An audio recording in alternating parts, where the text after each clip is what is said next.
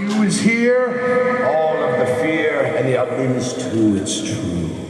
We are not all shadows, we are not all dreams, though conjured in screams of mere madness and all kinds of badness, we are not just ghosts. We are most actual. We are your darkness, your sorrow, your pain. We see you again and again and again. In dreams and on the street, we are a complete nightmare. Hello, hello. I'm the Grim Reaper. They call me the Grim Reaper for a reason. Imagine spending all your time, and when I say time, I mean all time, an eternity, forever, always seeing the end of things. It's boring. Imagine a life where nothing surprises you. Life. I miss so much by missing life. Well, take for instance, I will never be the life of the party.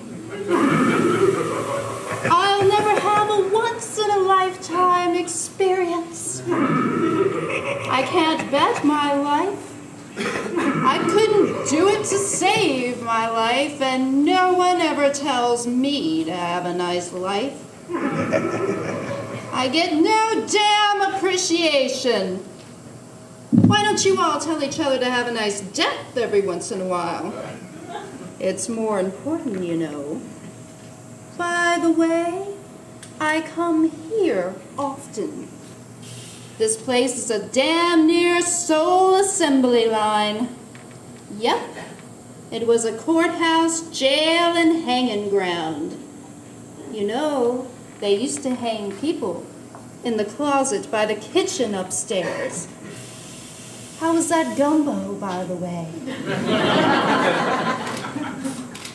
Every now and then, one of them was innocent, and I got to keep those. She hated that. We were busiest after the war. Nothing breeds mortal sin like reconstruction, and she didn't mind that, not one bit. In fact, she delighted in the South's devastation. She loved it so much that she called this her Richmond home. Step right up, ladies and gentlemen. Come one, come all. You will be amazed. You will come eager, you will leave dazed. Step right up. Be you dead or be you alive, welcome to the sideshow at Gallery 5. The gallery is haunted, and it is said that the ghosts come out to play on the Day of the Dead, and that's today, or tomorrow, depending on which tradition you follow. I'm here because I sold my soul. Afraid I couldn't do alone what I wanted most, I found an ancient tome of what most people took to be gobbledygook. But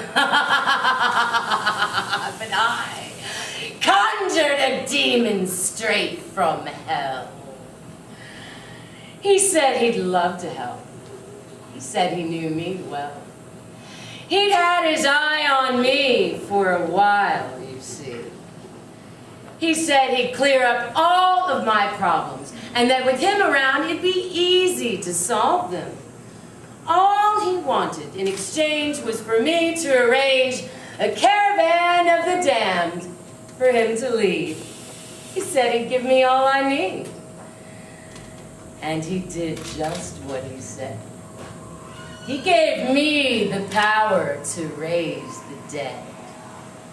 And then he told me to bring them here the day they have for centuries feared, the day the devil takes his due.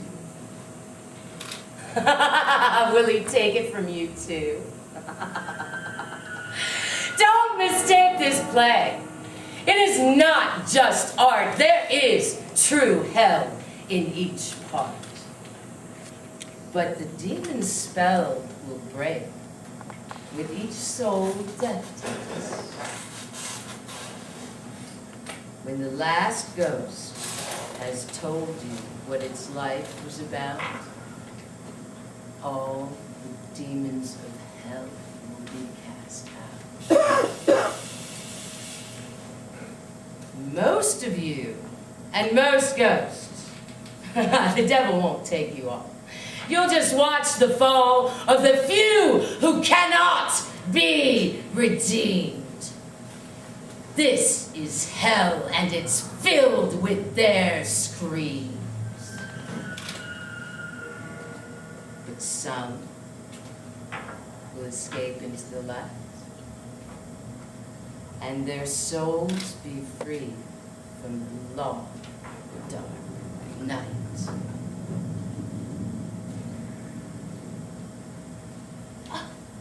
The first one is here. If I were you, I wouldn't come too near.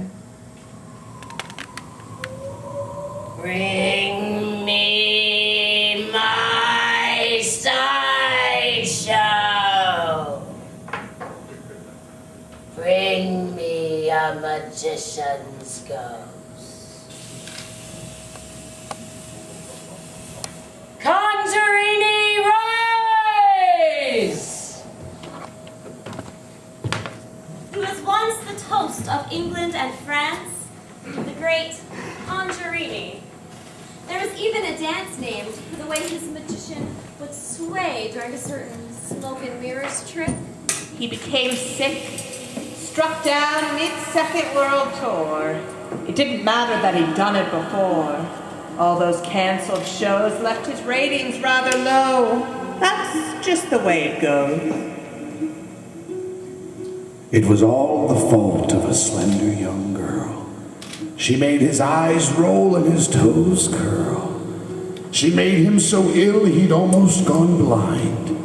But looking back, he didn't so much mind. It had just been that good. Everyone said he should find a new gimmick and burst forth anew. They claimed it wasn't just that he knew the secrets of magic and sleight of hand, but rather the way to trick any woman or man into believing whatever he chose. Everyone knows that most of what happens is of his design. That's why he's always on the sidelines when something goes down. Even the clowns don't dare laugh when he passes. He refused everyone's advice. He didn't listen, he didn't think twice. Just went on being Conjurini. He doesn't look like you should take him lightly. He really is actually rather frightening. Though fiercely attractive, it's almost psychoactive. He can escape any trap devised. He very much seems to have X-ray eyes. He can disappear quick as a flash, and then even quicker, appear back. He sometimes flies through the air. He's sure to give you a terrible scare. His assistant exudes both wonder and fear whenever he so much as ventures near. It clearly isn't just the slicing of two that makes her smiles so seldom and few. Nobody really knows much about the situation or the nature of their relation. No one has ever seen anything like him. He has a gaze that would dim or brighten the most skeptical crowd. His voice is deep and loud. His hands flash like carousel lights. He seems to summon the very night with his fingers. His laugh lingers in a bone-chilling way long after he's gone away. Can Conjurini and his assistant be saved? The answer is yes.